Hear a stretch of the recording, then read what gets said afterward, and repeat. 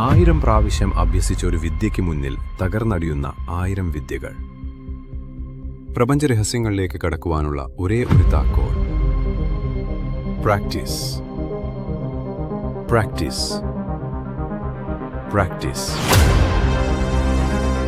നമസ്കാരം മാസ്റ്റർ, എൻ്റെ പേര് ഷാജഹാൻ. ഞാൻ തൃപ്പൂണിത്തുറയിൽ ഒരു അപ്പോൾസ്റ്ററി കട നടത്തുകയാണ്. അപ്പോൾ ഞാൻ ദീക്ഷ എടുത്തിട്ടുണ്ട്, ഞങ്ങളുടെ വീട്ടിലെ എല്ലാവരും ദീക്ഷ എടുത്തിട്ടുണ്ട്. അപ്പോൾ റിസൾട്ട് പലതായിട്ടാണ് വരുന്നത്. അതെന്തുകൊണ്ടാണ് മാസ്റ്റർ? പലർക്കും പല രീതിയിൽ റിസൾട്ട് അല്ലേ.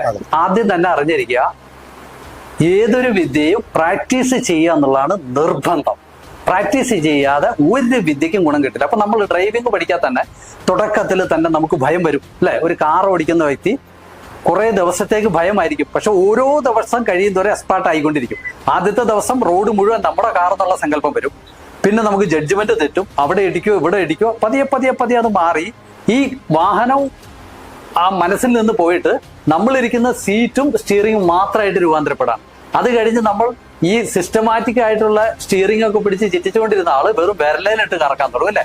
ഇത് എന്തുമൂലം എങ്ങനെ സംഭവിച്ച? പ്രാക്ടീസ് അല്ലെ. നിരവധി പ്രാക്ടീസ് ചെയ്താണ് ഇങ്ങനെ ഒരു കഴിവിലേക്ക് എന്ന് പറഞ്ഞതുപോലെ മെഡിറ്റേഷനും ഒരു സ്റ്റിയറിംഗ് ഇല്ലാത്ത ഒരു വണ്ടി ഓടിക്കുന്നതിന് തുല്യമാണ് മെഡിറ്റേഷൻ എന്ന് പറഞ്ഞത്. അതായത് അത്രയ്ക്ക് പ്രാക്ടീസ് വേണ്ട മേഖലയാണ്.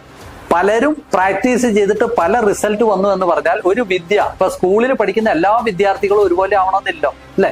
സ്കൂളിൽ പഠിക്കുന്ന എല്ലാ വിദ്യാർത്ഥികളും ഒരേ റാങ്ക് ആയിരുന്നെങ്കിൽ അതൊരു അത്ഭുതമായി തീർന്നെ അല്ലെ. എല്ലാവർക്കും ഒരു വേരിയേഷൻ ഉണ്ടാവും. എന്തായാലും കുറച്ച് അങ്ങോട്ടും ഇങ്ങോട്ടും മാറിയേക്കാം. ചിലർ തീരെ ഉണ്ടാവില്ല റാങ്ക് ഒന്നും, അല്ലെങ്കിൽ മാർക്ക് തീരെ കുറവായിരിക്കും. അപ്പൊ ഇവിടെ അറിഞ്ഞിരിക്കേണ്ടത് പ്രാക്ടീസ് തന്നെയല്ല, എത്ര ഇഷ്ടത്തോടെ എത്ര വിശ്വാസത്തോടെ നിരന്തരമായ പ്രാക്ടീസ് ആര് ചെയ്തോ അവർക്ക് 100% ഗുണം കിട്ടും. അത് ഈ വിദ്യ എന്നല്ല. അത് പ്രത്യേകിച്ച് തേടൈ മെഡിറ്റേഷൻ പോലെയുള്ള യൂണിവേഴ്സൽ വിദ്യകൾ, ഇതൊക്കെ പ്രപഞ്ചവുമായിട്ട് ബന്ധപ്പെട്ട് കിടക്കണ, കണ്ടുപിടിക്കാത്ത, സയൻസ് കണ്ടുപിടിക്കാത്ത മൈൻഡും ഊർജവും ബോധവും തമ്മിലുള്ള ഒരു പ്ലേ ആണ്. അപ്പൊ അവിടെ ഏകാഗ്രത കുറച്ച് ബുദ്ധിമുട്ടാണ്. ആ ഏകാഗ്രത കിട്ടണമെങ്കിൽ തന്നെ നിരന്തര പ്രാക്ടീസ് ആവശ്യമാണ്. ആദ്യം ഏകാഗ്രത വേണം. ഏകാഗ്രത വന്നാലാണ് മൈൻഡ് പ്രസന്റിലേക്ക് ആവുള്ളൂ, സോളിഡ് പ്രസന്റില്. ഏകാഗ്രത, ഫോക്കസിങ്ങും സോളിഡ് പ്രസന്റ് ഈ നിമിഷവും വർത്തമാന കാലവും വന്ന് ചേരുമ്പോൾ ഊർജം ഗാമ 342 ഹെർട്സ് ആൽഫ ഇതിലേക്ക് കൺവേർട്ട് ആവും. അപ്പോൾ അത് രൂപീകരണ സിദ്ധാന്തത്തിലേക്ക് തിരിയും. അപ്പൊ പലരും പല രീതിയിലായിരിക്കും പ്രാക്ടീസ് ചെയ്യണം. ഒരു പക്ഷേ 2 മണിക്കൂറൊക്കെ ഇരിക്കണം, ആൾക്ക് 5 മിനിറ്റ് ഏകാഗ്രത കിട്ടിയിട്ടുണ്ടാവുള്ളൂ.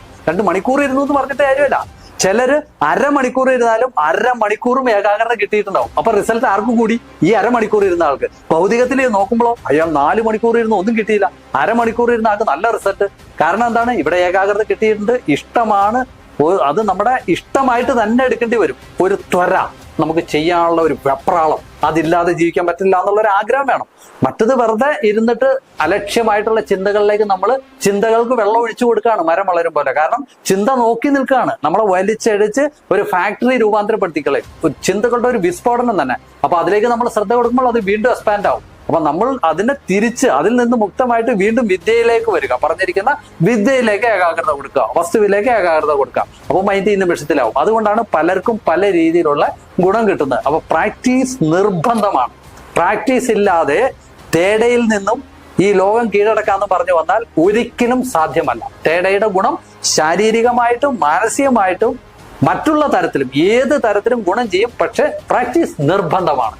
പ്രാക്ടീസ് ലഘുവ്യായാമം. ലഘുവ്യായാമം എന്ന് പറഞ്ഞാൽ ഭയങ്കര വ്യായാമമല്ല ഉദ്ദേശിച്ചത്. ഇത് രണ്ടും ഇതിൽ ഒഴിച്ചുകൂടാൻ പറ്റാത്ത 2 സംഭവമാണ്.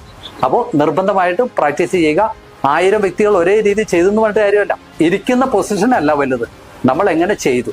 അതുകൊണ്ടാണ് കുടുംബത്തിലെ എല്ലാവരും ദീക്ഷ എടുത്തിട്ടും പലർക്കും പല റിസൾട്ട്. ഇപ്പൊ പറഞ്ഞല്ലോ, ഒരാൾ പറഞ്ഞിരുന്നു എന്നോട്, ഞാൻ അരമണിക്കൂറാ ചെയ്തോളൂ, പക്ഷെ എനിക്ക് എഴുതിയ തീരാത്ത റിസൾട്ടാണ്. മറ്റേ ആൾ 4 മണിക്കൂർ ഇരുന്ന് ഒന്നും കിട്ടുന്നില്ല. കാരണം എന്താ? അയാളുടെ ടെൻഷനിലേക്ക് അയാൾ ഫോക്കസ് ചെയ്തേക്കണം, പറഞ്ഞ വിദ്യയിലേക്ക് ഫോക്കസ് ചെയ്യുക. അപ്പോൾ നിൽക്കാൻ പറ്റിയെന്ന് വരില്ല, പക്ഷെ നിരന്തരമായ പ്രാക്ടീസ് ചെയ്യുമ്പോൾ എനർജിക്ക് പിന്നെ വഴങ്ങിയേ പറ്റും. മൈൻഡിനനുസരിച്ച് എനർജി ചലിക്കാൻ തുടങ്ങും നിരന്തരമായ പ്രാക്ടീസ് ചെയ്യണേ. അപ്പോൾ ഒരു പ്രാക്ടീസ് നിരന്തരമായി ചെയ്തോ ആ വ്യക്തി ഇതിന്റെ ടോപ്പിലെത്തും. അത് ഒരു കാര്യം അറിഞ്ഞാൽ മതി, ഏത് വിദ്യയും പ്രാക്ടീസ് നിർബന്ധമാണ്. പ്രാക്ടീസ് ഒഴിച്ചിട്ട് നമുക്ക് അതിലേക്ക് കടക്കാൻ പറ്റില്ല. വിശ്വാസം, ഏകാഗ്രത, പ്രാക്ടീസ്, ഇത് 3 കൂടെ കൂടിയാൽ ഒരു വിസ്ഫോടനമായിരിക്കും, അളക്കാൻ പറ്റാത്ത വിസ്ഫോടനമായിരിക്കും ജീവിതത്തിൽ ഉണ്ടാവുക.